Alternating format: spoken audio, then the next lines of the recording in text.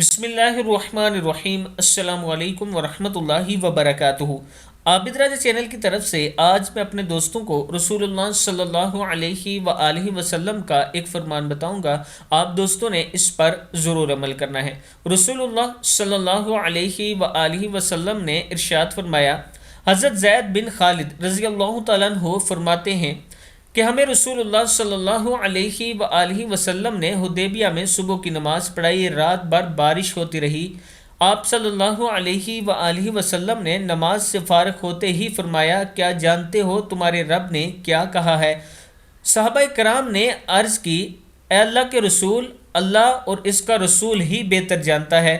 تو آپ صلی اللہ علیہ وآلہ وسلم نے فرمایا، اللہ نے فرمایا ہے کہ میرے بندوں نے صبح کی ہے، بعض مومن ہیں بعض کافر ہیں، پس جس نے یہ کہا کہ ہمیں اللہ کے فضل اور اس کی رحمت سے بارش دی گئی ہے، وہ مجھ پر ایمان رکھنے والا اور ستاروں کی پرستش کا انکار کرنے والا ہے، اور جس نے کہا کہ ہمیں فلاں فلاں ستارے کی پرستش یا فلاں فلاں ستارے کی وجہ سے بارش دی گئی ہے، پس وہ میرے ساتھ کفر کرنے والا اور ستاروں پر ایمان رکھنے والا ہے۔